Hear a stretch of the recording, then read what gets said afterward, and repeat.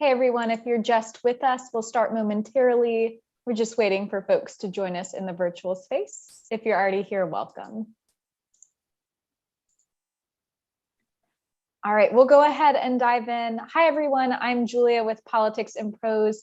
We're live with Erika L. Sanchez and Sandra Cisneros discussing Crying in the Bathroom, which they're both holding up gorgeously right now. You can find a link in the chat column to get a copy directly from us at Politics in Prose. We'd also like to thank our partners Books and Café con Libros. If you have a question for our speakers, please use the Q&A feature at the bottom of your screen. We'll move to questions in the last portion of the hour, though we apologize in advance if we run short on time to get to all of them. Additionally, we're glad to offer closed captioning for this event via Zoom's auto captioning service. To enable captions for the webinar, click on the CC live transcript icon at the bottom of your screen. Let's get to this great new book. In her new book of essays, Sanchez writes about everything from sex to white feminism to debilitating depression, revealing an interior life rich with ideas, self-awareness, and perception. Raunchy, insightful, unapologetic, and brutally honest, this book is Sanchez at her best and will make you feel that post-confessional high that comes from talking for hours with your best friend. The author is a Mexican-American poet, novelist, and essayist. Her debut poetry collection, Lessons on Expulsion, was a finalist for the PEN America Open Book Award. Her debut young adult novel, I Am Not Your Perfect Mexican Daughter, was a New York Times bestseller and a National Book Awards finalist, and is now being made into a film directed by America Ferrera. And with us also is Sandra Cisneros, a poet, fiction writer, essayist, performer, and artist. Her most recent book is Martita, I Remember You, / Martita Te Recuerdo, a story in English and Spanish. Woman Without Shame, her first new collection of poetry in almost 30 years, will be published in September. We will keep our eyes open for that. But enough from me at this point. On behalf of Politics in Prose, please join me in giving a warm virtual welcome to Erika L. Sanchez and Sandra Cisneros. Thank you both so much for being here. Thank you. What an honor. I'm really geeked to be speaking to one of my literary heroes. It's quite surreal. This is cool, right? Because like I'm 30 years older than you. I was like shocked when I learned your age. I thought, what? She's a huerca, una huerquita. Huerquita, I love that word. It's such a good huerca is like, how would you translate huerca? Huerca's like, I don't think you can translate huerca, actually. It's like a young person with no experience, like a pipsqueak, perhaps. No, it's not that mean. It's like youthful. It's like, you know, like no, huerca. I like the word. I'm not offended. Yeah, it's very slangy, like, you know, well, I don't know if there's a parallel. We'd have to like work on that for a long time. Yeah, but I digress. Let's get back to you. I want to talk about you. And I know you're on a book tour, and we were talking just before we got started about book tours, but can you explain like where you've been and what a book tour is for people that think it's glamorous? I suppose parts can be glamorous, but it's also very challenging, as you and I have discussed. How to stay nourished, how to stay hydrated is a challenge, you know. I have been to a couple of cities recently. I was in LA. I gave a speech there, and then now that the book is out, I am here in New York. Did an event yesterday, had one in Chicago. I'm going to San Francisco. So like, I'm going to several different cities. The full list is on my website if anyone is curious.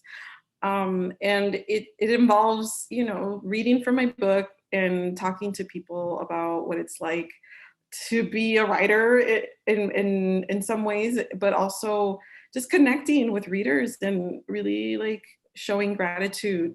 That's what it is for me. Like I really care so much that so many people have shown up for this, and it makes me teary-eyed to think about it, you know. It's the opposite of being a writer, though. Oh yeah, for sure. Okay. Well, explain. Well, you're giving so much of yourself, that you don't have any energy for the page. And so this is just part of the career of it, right? To me, writing is my true joy. And that's what makes me feel alive and nourished. And it like makes me think in very deep ways. And so that to me is the romantic part. The touring is just kind of the job, and it's nice in many different ways, but it's also a grind.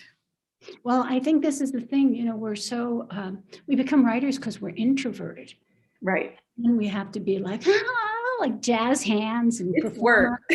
And it's work, but it has a lot of blessings because we meet the people who buy our books and they nourish us with the stories they tell us. Oh yeah, for sure. I learned a lot from like my literary mentors, Eduardo Galeano and Gwendolyn Brooks.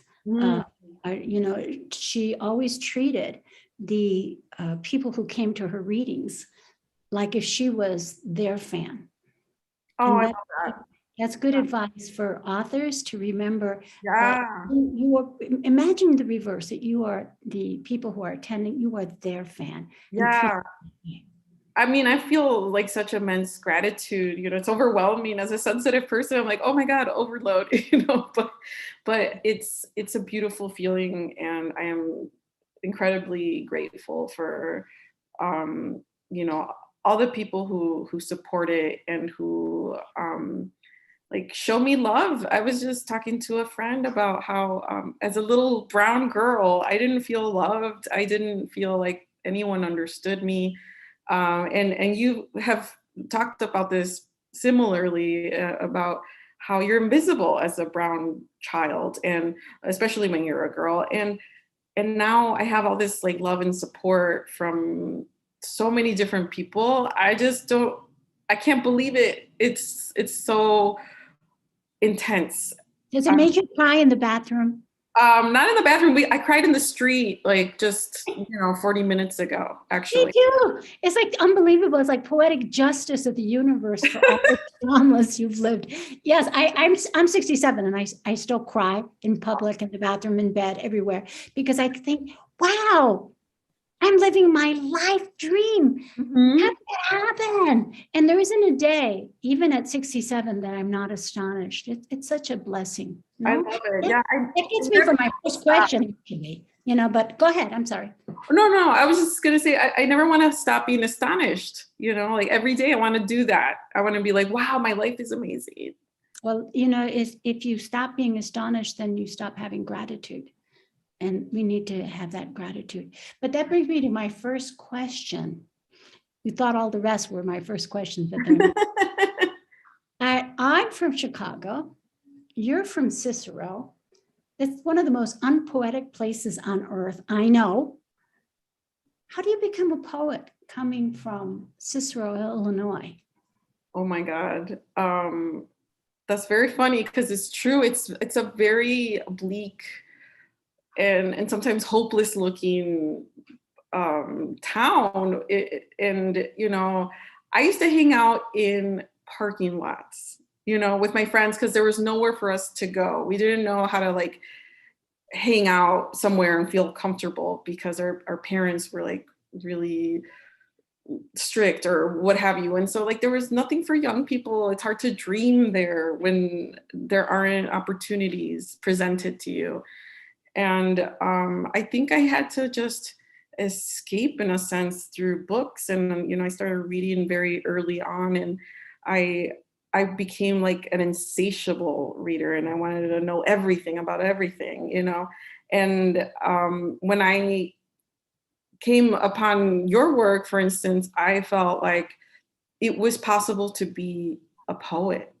It was a career or a vocation, a path that I could have. And so it really changed the way that I saw things. I always tried to find beauty in all the brokenness and all the ugliness and all the strife. I wanted to find, transcendence in that. And that's how I survived, essentially. Well, I know a little bit of your life from reading your poetry and reading your young adult novel and now reading this memoir. But how does someone who comes from a house in Cicero, where did you get your books?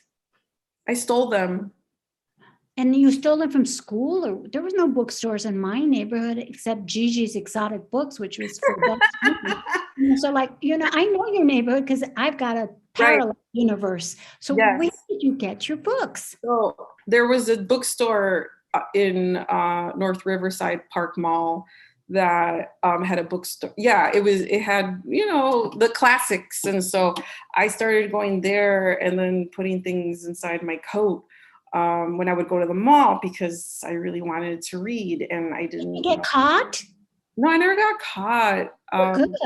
Yeah, it was quite risky, but I felt kind of entitled to it. I said to myself, like, you're entitled to knowledge. And so Did you ever hear of the Chicago Public Library?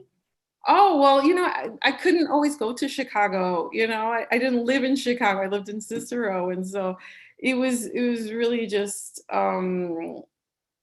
inconvenient. And then also the Cicero Public Library, they were so hostile towards children of color in particular. And so Cicero is people of color. It is, but at the time there were so many white racists that resided there, and I just didn't feel. I mean, I would go there, but I didn't spend a lot of time there. Wow, and that's like so the opposite of me, because my mom, before I knew how to hold a pencil, she had me in the library. And I got a car before I knew how to read, so it's just like completely the opposite. I owe my career to the Chicago Public Library. I never saw a bookstore till I was an adult. I thought books were so valuable that they were only dispensed to libraries and schools. I didn't know people could own books. And here you were stealing books. I was. Wow. And you mentioned, some writers in your book, in your memoir. And I want to know, who are your literary ancestors? I mean, how does a poor girl, this is still amazing to me, a poor girl from like Cicero, how did you become a writer? Well, honestly, when I read Edgar Allan Poe for the first time, I think that's when I realized I want to be a poet. And I felt so like in love with the sound of the language. And I also felt really seen by like the despair that he described. And so I really became enamored with his work. And from then, one of my teachers, she said that she wanted to publish my poem in a magazine because it was so good. And it never happened, but it gave me this illusion that I was, I had this skill, that I had a talent. And ever since then, I felt like that was my path. And how old were you when this happened? I was 12. Machu Picchu, I was 11. Oh my God, wow. The great teachers, right? Somebody working there who just took the time to believe in us and transformed us. It means everything. Wow. It means a lot. There's wonderful teachers and wonderful librarians out there. There are. We shout out to them, and we ask that we melt down the racist statues and melt them and put up statues to librarians and teachers. That's what I say. And take the salary away from the Pentagon and give it to the teachers in the library. I agree. Right? And you were one, but don't you feel like when you go back, and I don't know if you go back to Cicero, and I do. think, where are the other writers? Doesn't that break your heart? It does. I think about, where are the girls? What are they doing? Are they crying in their room? Are they, cutting themselves like you did? Yeah. I mean, it's really hard when you live in a patriarchal house, and when you have no resources and no choices, like what do you do with yourself? It's really exasperating in many Wow. ways. You had it much rougher than I did because my father was an upholsterer, but he would bring me, he would steal, I didn't know that then, drawing pencils from the Winnetka, a firm of interior decorating that he worked for, and bring home big pieces of brown paper that was used for wrapping the pillows and the furniture. And we would all make murals and draw. And, we had this creativity, and my mom drew. And my father would bring us like paper and these lovely pencils from work, and we just had a lot of creativity. We had no money, but in your story, I don't think your mom got you. No, not at all whatsoever. And so I think that was partly because I was so independent, and I wanted to be the person that I was no matter what. And I didn't want to hide who I was. And it was a problem, for a girl to be so assertive and to demand so much. Like that's we just don't do that in our culture, And your mom was born in Mexico.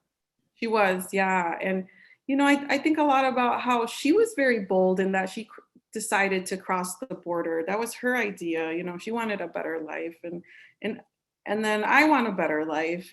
And so like, we're alike in some ways. And I wish that she, took some pride in that fact that she made this really hard choice and was brave and did it anyway, and yeah, I think that our mothers oftentimes have so much trauma, and it really like affects how we see ourselves. And I know you have had a similar experience, and I remember seeing your installation at the Mexican Museum of Art, and it was so heartbreaking to me because I felt so similar. I felt seen by that. Te da ganas llorar, really you feel like crying when you look at the talent and brains our mothers had in that generation, and no choice about reproduction, no choice about like, can they get up and leave? No. One of the great things my mother taught me, which I always share with younger writers, is earn your own money, because everybody and your family will be saying, don't go that route. And one of the main things for young artists is earn your own money so that you can control your life. That's number one. Oh, yeah. So I always say that. My mom taught me that. And I think she felt stuck in her marriage, even though my father was a nice guy, but she was way smarter than him. So I was lucky in that my mom was not born in Mexico. You're dealing with a culture clash with your mother. Yeah, very much so.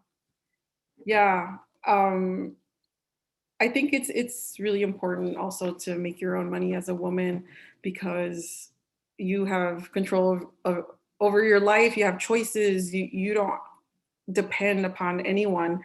And I made myself like be independent for many reasons, but partly because I didn't want a man to tell me how to live. And now that I am in charge of my own life, because I make my own money, and I have choices, it feels like so liberating. It's so different, and it brings me to the issue of abortion. I think for me, terminating a pregnancy was a way to preserve myself, and also to have the kind of life that I planned for myself. Like I felt that, if I would have continued the pregnancy, I would have disappeared. And I didn't want that for myself. And that's why I'm so upset about this reversal of Roe v. Wade, because there's so many women who are thinking about, terminating a pregnancy, and they don't know how. They don't have any resources. And it's really a violation of human rights. You know what? That's my number 2 advice to write.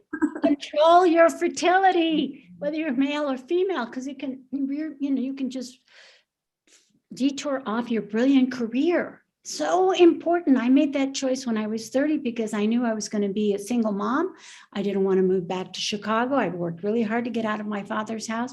I made a choice. Okay, I'm going to have books and not children. So you've got to control your fertility. That's not something our mother's generation had. And that brings me to a very important part of your book, talking so honestly about having an abortion, which is so relevant for us to see this in print at this time in US history. Yeah, it's unfortunate that it's so timely. I wish that it weren't the case. And, I didn't even consider that this was a possibility. And so, talking about my abortion now feels very urgent. It's not the same as before.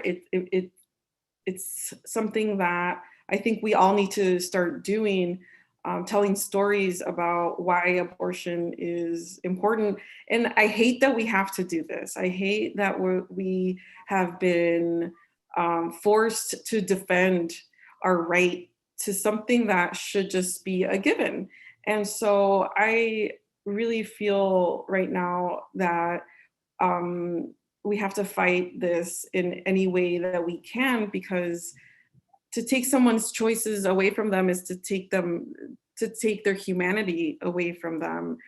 And so I wrote about this, not envisioning a ban on abortion. I thought it was a pressing issue, and I felt like it was something very important to my life. And so, the coincidence of this happening at the same time is quite terrible. I hate it. But at least you can talk about it and enlighten other women about the issue. So that's a great thing about seeing it. There's so many things in the memoir that I wrote in the margin. Me too. Oh, so did I. And there was so much. When I read your essays, I was like, wait a minute. I know. It was like, did you steal this from me? It's like there's so many parallels, even though we're 30 years apart. But I want to, there's a couple of things I want to ask you, and we're kind of jumping ahead. And one of the things I want to talk about that you talk about so splendidly in your memoir is about taking control of our bodies. And this is part of the dialogue of what you're saying. But it's also about educating ourselves about our bodies, which is something as a Mexican daughter I never saw my mother nude. She never explained to me, why I was getting a period. She didn't tell me it was going to end. I thought it was going to be a viejita having to wear a tampon. I didn't get to wear a tampon still. I was out of the house. So much stuff. And you talk about the Chicago Women's Clinic. To me, the Emma Goldman clinics, I got to put a shout out to them, and to Planned Parenthood that had a sliding scale. And, I used to go to the little trailer when I had very little money over on South Presa in San Antonio. That's why I'm such a big supporter of Planned Parenthood. But a lot of it is our mothers and sex, and the sex and the shame that they brought with it, so that we didn't know anything, So can you talk about that? Let's talk about our inheritance of cochinadas. Cochinahood maybe would be, they think that if we talk about this, it's like being a cochina, being we're very vulgar people right now. But a lot of us grew up with this idea that your privates were dirty, that you shouldn't ever touch yourself, that you shouldn't look at yourself, that when learning about sex, I felt like, from what I had gathered, it was that the man just kind of inserted, and that you just received. And so I felt as if more than I did. Oh, I mean, I didn't know for a long time. Eventually I learned these things, but it was this sensibility that your body was just unclean, it was dirty. And how can you enjoy sex with that kind of education? You can't. Right? You can't. You can't. Yeah. And you write about that in one of the opening chapters. Yes. Incredible chapter. I said, oh my God, it's so great to have a chapter written in a memoir, so frankly, about our sexual parts, where even women are ashamed to say vagina. Even that's like, people make little play names, like Oprah makes little play names. Like, no, we have to call it what it is. Why do we have to be ashamed of our private parts? Even the names for it, panocha and papaya, all these stupid, yeah, that, tortas, whatever they want to call it. But por favor, come on, Yeah, it's so disrespectful, like. Yeah, it's kind of like it's silly too, like men who give their penis a name. Why would we want to be that silly? Yeah, no lo entiendo, but, I just like to say things like panocha. That's a good word. I like to say it out loud now. Say it loud. I just like it. And I put it in my poetry now because I'm a woman without shame. But I also feel as if it's a way that I'm striking back at the church and my mother's generation and everybody else that has made us feel bad just because we have a vagina. And I love that you put pudendum in a poem. I was jealous. I should put that word in a poem. I think you should. I'll dedicate it to you. Okay. I just love it. We need to reclaim ourselves and not be ashamed and not give it little baby names. Come on. Sing like Walt Whitman. We have to have a song for the uterus, and a song for the pudendum, and the song for the vagina. All these things are natural parts of us, and they're really beautiful and wonderful. And I think we need to celebrate it. I love that when you were in the Chicago Women's Clinic that they put a mirror so you could see your cervix. I got that experience in the Emma Goldman Clinic in Iowa City. And it was startling.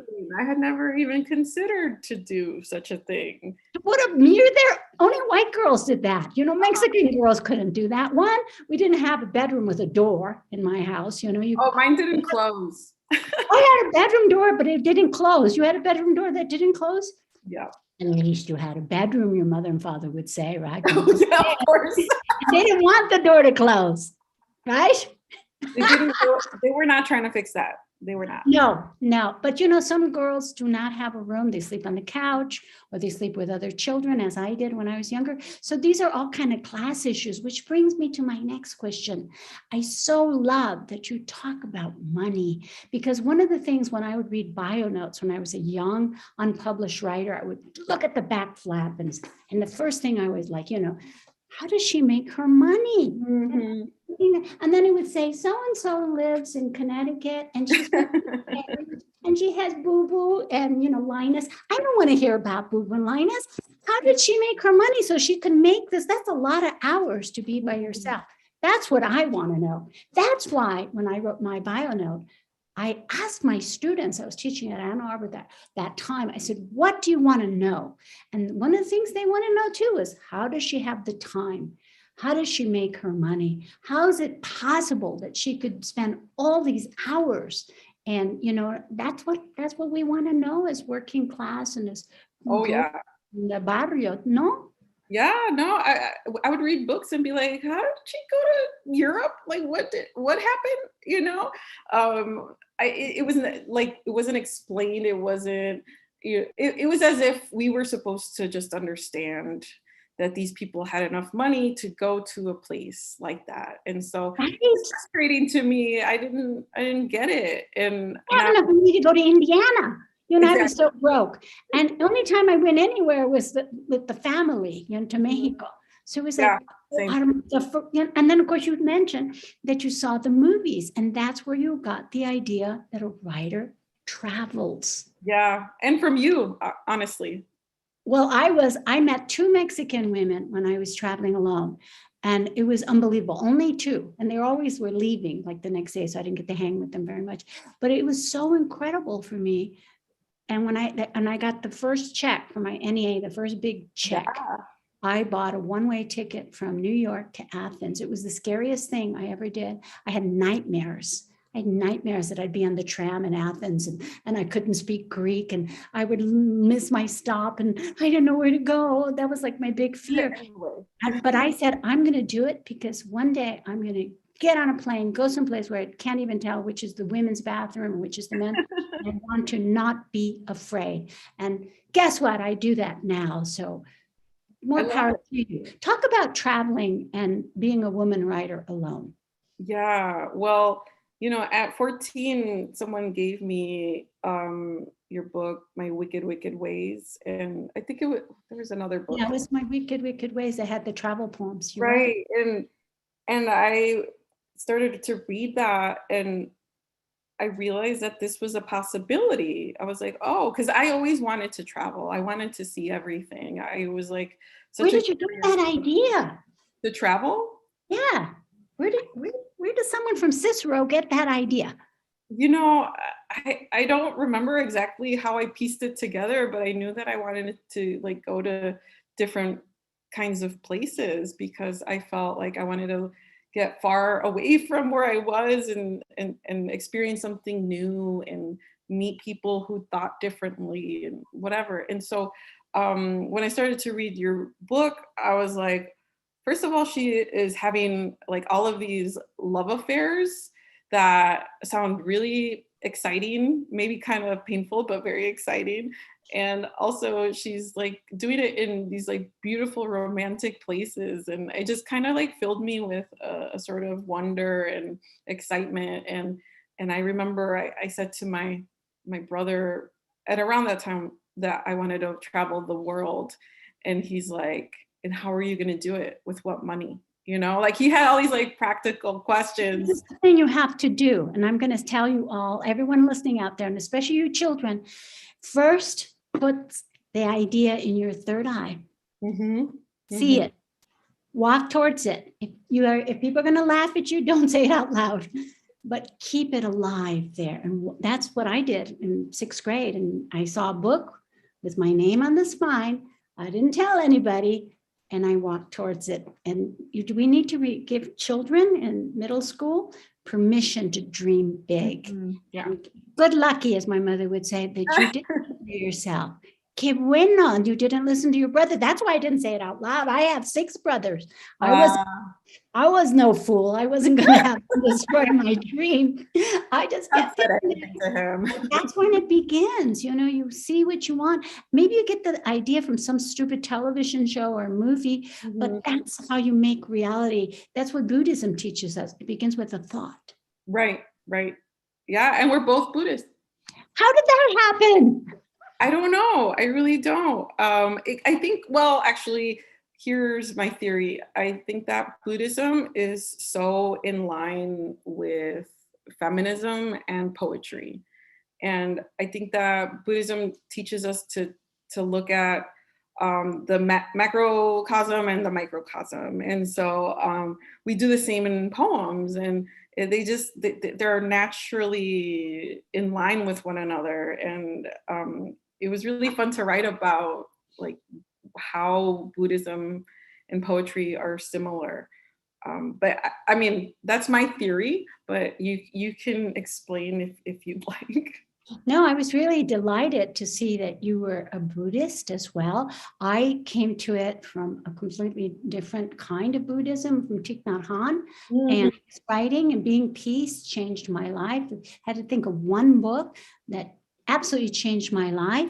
It was Being Peace. And it came to me from my friend who was visiting from Bosnia when I was teaching at Berkeley. And she bought me a book at a bookstore that is no longer there on Valencia Street. It was called Old Wives' Tales. And when we came out, you know, I had this baggage about religion. So when she gave it to me, I thought, oh no, she gave me a religious book. I don't want this. I said, what is this? I remember I said that, like if she was giving me something, like, what is this? And she said, oh, it looks interesting. And I thought, oh, I don't want to send my friend. So, okay, thanks, Jasna. But I didn't read it until the war in Bosnia started. And it literally fell off a shelf. the day before I had to give a speech. Yes, I was like looking for something to inspire me to help me write a speech for International Women's Day during the middle of the Bosnian War. And I was asked to write about Bosnia because I was the only person anyone knew who had lived in Bosnia. And that book, I had been like a real badass, like, say a lot of words and cut everybody up. It really taught me that the way to be for peace is to be peace. Like if you want peace in the Ukraine, you can't be fighting with your mom. I'm sorry. No. Oh no. Yeah. Oh, you can't be fighting with that other right across town. No. It is like if you want peace, you have to be peace. That's major. And like and Thich Nhat Hanh was a poet who died this year, but left an incredible legacy of hundreds of books in different languages. And if you have a lot of religious baggage, I suggest you read Being Peace. It's a poetic prose, and it's a good place to begin. But that's how my path began. I was so delighted to see it helped you to heal and become whole. And this is the thing Thich Nhat Hanh says, that we take all of our negative emotions. We start with our small self, our angry, snarling, mean self, and we compost it. And we compost it with a sitting meditation, or in our case, writing. And we begin with the ugly self, and from the banana peels and coffee grounds and dead, rotten, stinky leaves, from that mud, a little seed is going to grow and a little white flower will bloom. And that's how you know you're done. I love that metaphor. Yeah, Nhat Hanh said that, but I think it's he talked about meditation, but for us as writers, our meditation hall is our office, and our composting is the pages of the series of writing. No? Yeah, definitely. To me, writing is spiritual. It's beyond, a job, a vocation, a passion. Even it's something that I need to survive. And so you said that in the book. I have a beautiful quote from you. I don't believe in God, but I do believe in transcendence. That's so lovely. Explícame, explain. Oh, I don't believe in like the idea of a God who intervenes in our lives, who, dictates the way that we live. And I don't believe in a God who would, be angry. That one is very puzzling to me. That sounds incredibly oppressive, to believe in something like that. And so to me, transcendence is like finding God in yourself, like that poem from Ntozake Shange said. You find God within you. You find you find power in nature, in in the beauty that surrounds us. And so that's really what I revere. I don't revere like a man in the sky, because that to me is really oppressive. Yeah, I know a lot of people like myself had a lot of baggage, so it was hard to come to anything. And if anyone was going to open a door for me, it would be a poet, and that was Thich Nhat Hanh. Just amazing. And one of the things that I love in your memoir is the voyage you take us through of your traumas and your discovery of Buddhism, and how it made you heal your relationship with your mom. Can you talk about that? Yeah, so I've been thinking so much about ancestors, and I had this really beautiful moment recently in the spring, in which I was walking through the park and I was thinking about all the women who came before me and why I am who I am. And I realized that all the women that came before me are with me. I am them, and this moment of realization made me cry. And I started to think so much about the sorts of traumas that my ancestors have endured. And, of course, my mother, what she's endured. And I started to feel like such compassion for her, compassion that I didn't really have previously, and also becoming a mother and understanding how hard it is to be a mother. And, thinking about how difficult it must have been for my mom to raise us, to work at a factory, to do all the cooking and cleaning, and so I have like this immense empathy for her, because I can't even imagine doing that. I can't. And so when I saw that, when I saw her struggle in that way, I said to myself, this is not how I'm going to live. I will not. And so that's what happened. That's part of like what motivated me. Wow. I wanted to ask you about your frankness in talking about depression, because I also have dealt with depression, and something that most writers don't talk about so candidly, and you take us there in the memoir. Can you talk about that with us? I think most writers are incredibly sensitive people, and fragile at times.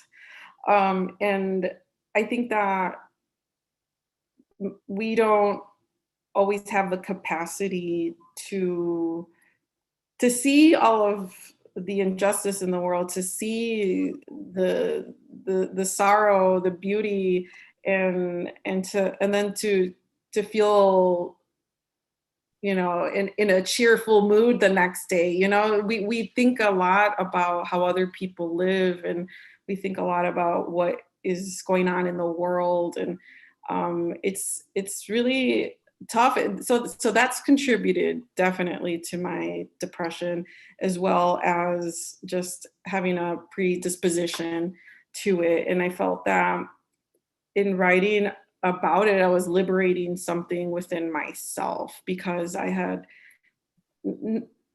read some memoirs about bipolar disorder before, but it was like written by a white woman. And so like I wanted to speak to those brown girls who are struggling with depression, because it's so common for us. And it's something that I've grappled with my entire life, and I've been able to finally seek treatment that worked. And I want people to know about that as well, that there is a way out of it. But yeah, we just pay attention so much, so closely to everything, that I think sometimes it's just very painful. But you gave people courage by documenting this to search for a therapist, to go to a psychiatric, where all the stuff that we don't learn as working class people, we had people that are desafada, está loca, and then people drink or are violent, or I used to know a woman who never got out of bed, and her children were hungry. They would come down to our house to get breakfast, get food. Mom wouldn't wake up till 5 p.m. And, when you're a little kid, you don't understand it. But, I would see, I've written about people who are not all there in House on Mungo Street. And I have relatives who have been called locas. Mm-hmm. And now as an adult, I say, that woman was grieving the death of her child. That woman was sexually abused. You can see that now. Yeah. But we don't talk about that when we come from homes, because our parents are so exhausted. It's like, not allowed, like you don't have allowed. And I was ashamed when I was depressed, because my mom had such a harder life. I remember calling my mom to say goodbye to her before I killed myself. And I had it all planned out. And I called my mom. I said, Ma, I'm depressed. And she said, depressed? What are you depressed about? I had 7 kids. And I was like, okay, bye, Ma. and then later on, though, she came through. My mom came through, and I have to thank NEA, because I didn't have a permanent address. And my mom saw me when I came home for Christmas, and I just came home on a fluke. And she said, there's a letter from Washington, D.C., and I think it's good news. So she knew in a way. And it was $20,000 that saved my life. And I say it over and over, thank you, National Endowment for the Arts. It wasn't just giving me some money. It was someone saying, you're worthwhile, even though you can't earn your living with your writing, we believe in you. And sometimes we just need that as artists, no? We do. And it's hard when you're brown and you're poor and you feel like you don't belong anywhere and you're just trying to, make a life for yourself. And it's overwhelming, Yeah. I try to tell my students that it's possible to live the way that they want and that they don't have to subscribe to some sort of path that. You can ask for something off the menu. You don't have to just get what's on the menu. Yes, that's a good analogy. I like that. I also, before we open it up to the audience, because I know they're all waiting there. Yes, I want to ask questions. Sandra's taking all that time. I want to talk to Erika. Well, the thing I want to say about moms is when we're young, all we can see is what they didn't do for us and made us suffer. Mm-hmm. But then when you get older, you start saying what they did, not what they didn't do. And that makes me feel ashamed and to forgive. That's all I want to end with moms. You want to say something? No, I like that. I've been, going through a lot of, shifts with my mother, and I think it's a good perspective to have. And my mom said I was nicer to get along with once I became Buddhist. Oh. My mom was actually really happy that I was Buddhist because I had like a spiritual path, Yeah. She was very supportive, in fact. Pobrecita. All right, here's Julia back to help us guide the questions to us, or to you, rather. I'm just here to throw a little questions for both of you. And I apologize to our audience. I do look like a ghost. My Zoom is not adapting well to the light here, but I'll do my best to get to as many questions. This audience is phenomenal. We have so many. I'll try and combine as many as I can. But again, apologies if we don't get to all of them. If we don't get to all of them, Erika, do you have a website or Instagram where they can ask you the questions? Yeah, I do. Mm-hmm. All right, well, there you go. All right, so you heard it here first, folks. If we don't get to your questions, write to Erika, write to Sandra. Here we go. We have two questions around vulnerability. One from Adrian, who writes, from your debut poetry book to your first fiction novel, which is being adapted and I'm auditioning for again, wow, to now a memoir, have you taken a step back and realized how much your life has changed, especially with being vulnerable with an audience in a memoir? And they write that their copy comes Saturday. And then similarly, an anonymous attendee writes, Erika, the characters in I Am Not Your Perfect Mexican Daughter helped me through the toughest time in my life. I cannot wait to read your memoir. What power do you find through vulnerability in writing? So sort of that question around what is it like to reveal so much about yourself? Yeah, the thing is that I care so much about the truth that I am willing to reveal parts of myself to get to that end. And I feel like being vulnerable is the only way I know how to write. Otherwise, what's the point? That's how I feel. Like I can't do it if I hold back. It feels wrong. It feels like there's something like stuck in my body. And so vulnerability for me means that I am inviting the reader to feel what I have felt. And I want there to be a connection between the reader and me. And so I think it could really transform someone's life when they see that someone like them has gone through something similar. And so, when I read Sandra's work, I felt that way. I felt like, oh my God, I'm a valid person, because I could see, I mean, not literally, that's not what I thought, but that was the essence, that I could see that someone like me is in a book, and that person is flawed. I think it's much more interesting to be flawed than it is to be perfect.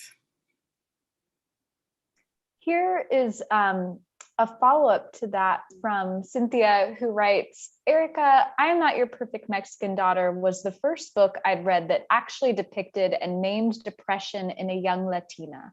Depression is often dismissed as a choice or something that can be prayed away in my experience in the Mexican community.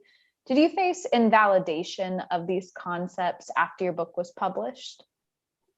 It didn't so much come after. I mean, it was something I lived, that this idea that depression was some privileged nonsense, that you don't have the right to be sad because I work so much harder than you and you don't know how lucky you are, you know, like that's something that I experienced as a young person.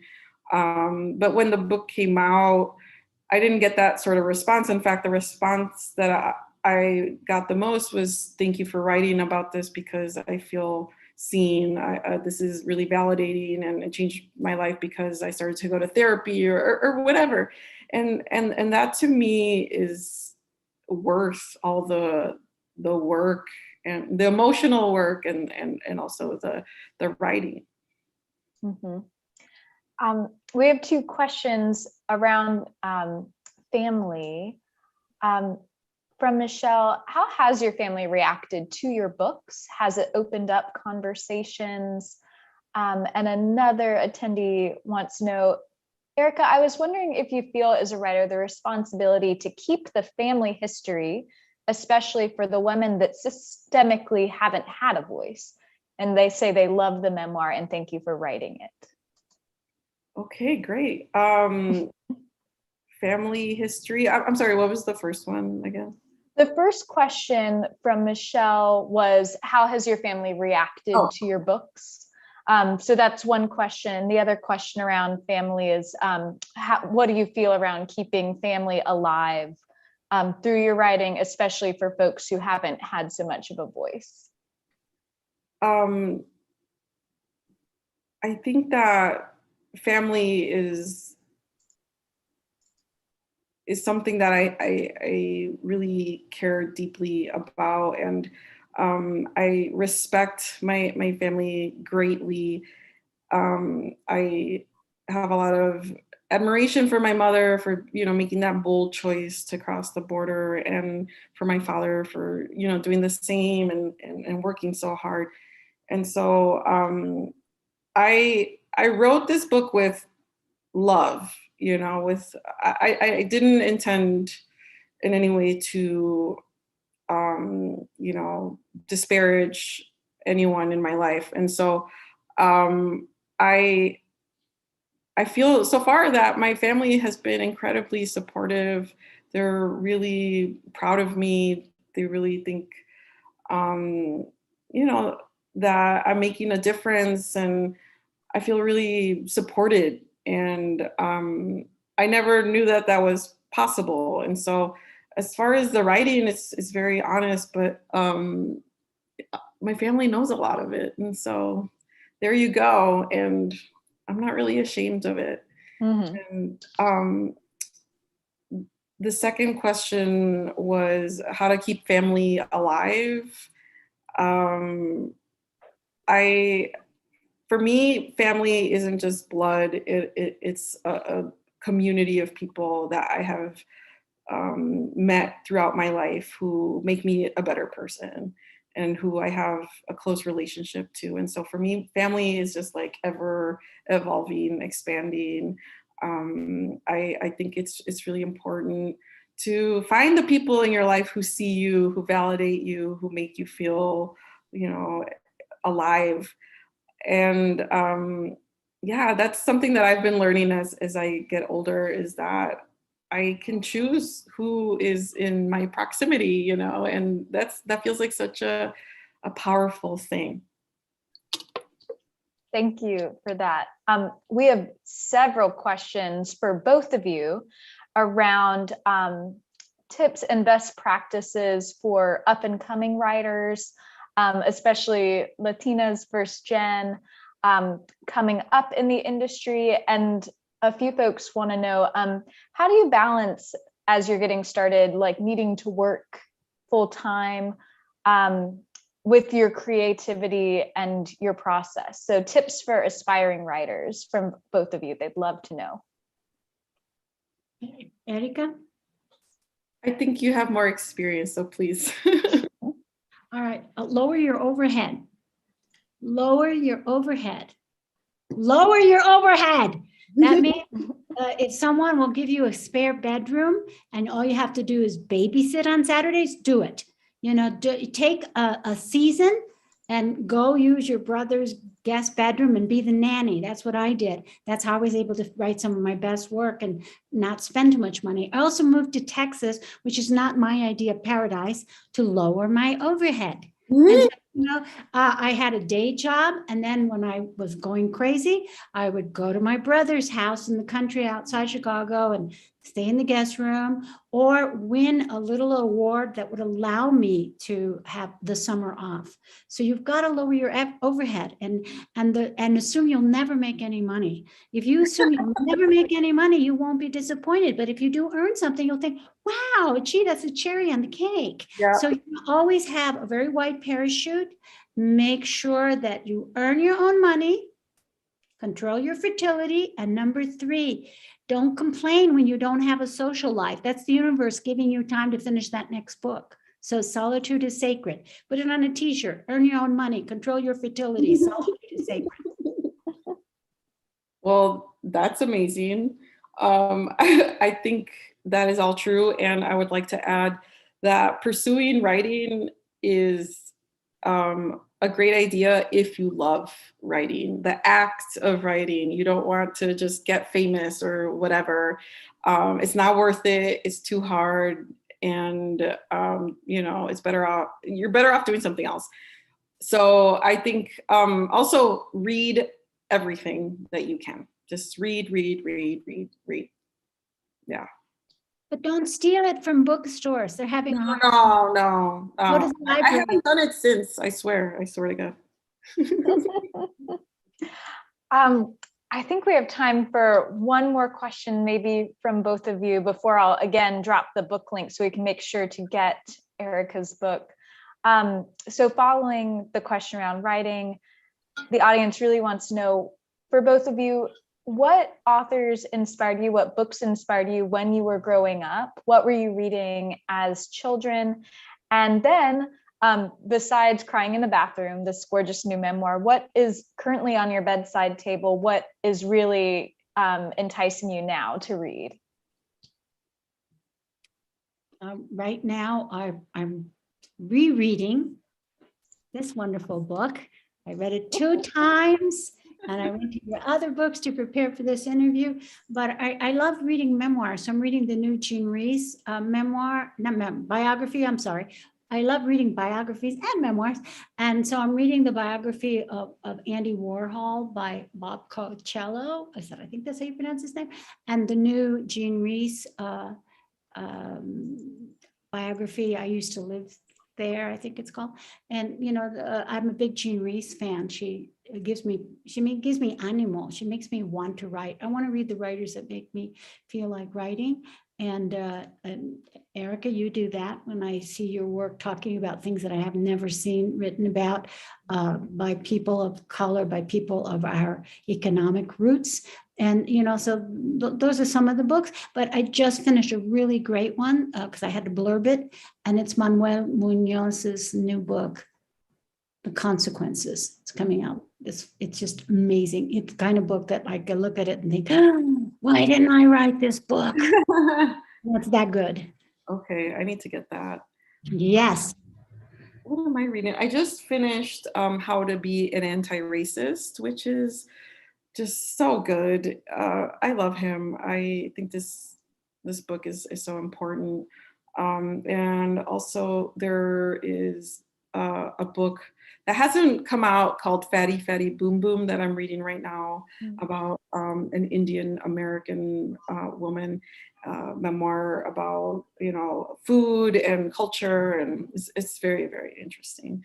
And also, I would like to say I have a list that I created for my students who asked for it. They wanted a list of books that I recommend, and I'm wondering where to put it. I think I'm going to put it on my website, and it's just a Google Doc that I keep adding to. So I will do that in the next. And also, another good place is I always take a picture of the book I'm reading, and post it, and I will post this with my puppy because people like when you put a dog. That's another. Put a dog next to the book you're reading. You don't have to be in there, but the dog must be there, and say what I'm reading, and that'll help to support other writers, especially writers of color that need all the help they can get. Thank you for that tip. Well, I hate to end. We could have this conversation for another hour. It's been delightful. The audience has been so warm and supportive. Everyone out there, please hurry over to Erika's website. I will be looking for that book list too. The link to get Crying in the Bathroom is in the chat column at the side. You might have to scroll to find it. Or you can visit us at politics-prose.com. While you're there, feel free to check out our events calendar as well for everything else we've got coming up this summer and beyond. And from our shelves to yours, we hope you are out there staying safe, staying strong, and of course, staying well read. And to Erika L. Sanchez and Sandra Cisneros, we cannot thank you more. Thank you so much and have a great evening. Thank you. Good night, everyone.